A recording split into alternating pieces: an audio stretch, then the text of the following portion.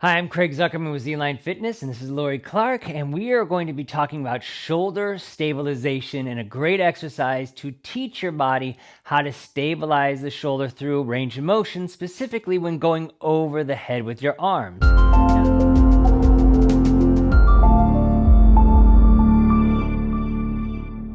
Now, this exercise is maybe a little bit more advanced for some people because you're having to really make sure you're keeping the shoulders in place. But I've had many people who've had like labral tears or spinatus tears, and this exercise was a great way to retrain the shoulder to protect itself and get into the range of motion because they were having hard times even lifting their arms up in a standing position. So this is how we do that. So first things, you're going to be laying on your back as Lori is here. You can have your knees bent to take some of the pressure off your lower back. Go ahead and bend them all the way in. Excellent.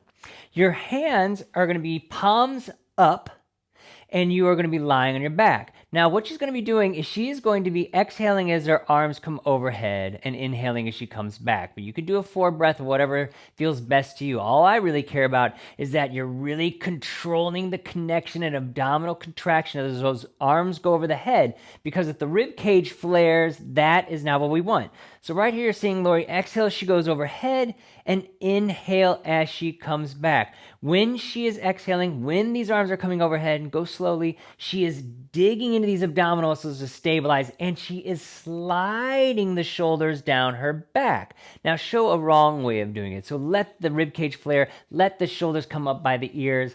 Yeah, and this is not what we want. This isn't training it in any way to stay in its girdle and coming back down. See, the deal is, if I do this, then my shoulder gets trapped and it impinges those muscles and can also hurt because it's coming out of its true range of motion in order to do movements and grab for things. I need it to keep its weight down as it lifts up so it stays in its socket and stays protected. And this exercise, pulling through the rib cage, reaching over, sliding down. So she should feel a lot of work in here. Now, Lori has lordosis, so she has a bigger lower back curvature than you may have. So don't go by her here. Go by this staying controlled and not flaring.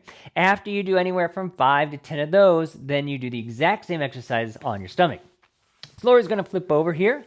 And this side, you got to control with the abdominal muscles still. They tighten and lift off.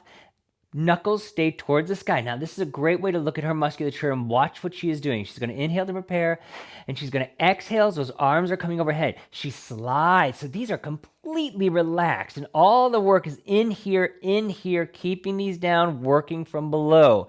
Inhale as she goes back down with the arms. Notice this. She keeps this open. Yeah, don't get into that trap of rounding forward. Open those guys up, but don't pinch here. Think wide. Excellent. Arms come overhead. Exhaling, sliding. It's like you have angel wings that are opening up under here, keeping all the strength, tension out of the neck. Her head is just floating off the mat, but you can't put a towel on your forehead and rest your forehead on there if you're having some neck pain. Exhaling, over, sliding the musculature down, keeping the abdominals connected, and excellent, and coming back. Again, doing anywhere from 5 to 10 on that side.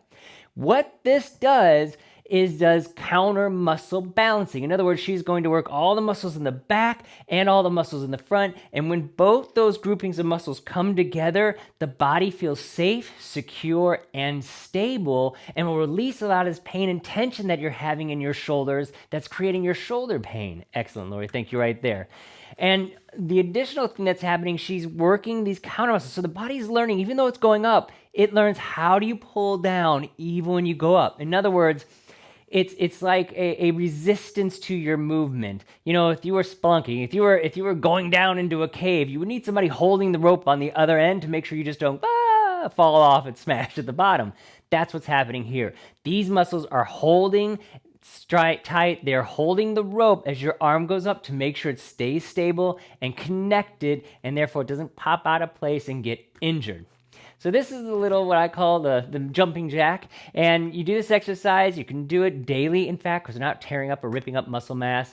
You may only get so high at first as you're learning to get those shoulders to stay into place. But with time, you will gain strength, you will gain stability. Your shoulders will thank you because they will be out of pain and they will feel safe and stable. I'm Craig Zuckerman with Lori Clark and Z-Line Fitness, helping you feel better, look better, and perform better.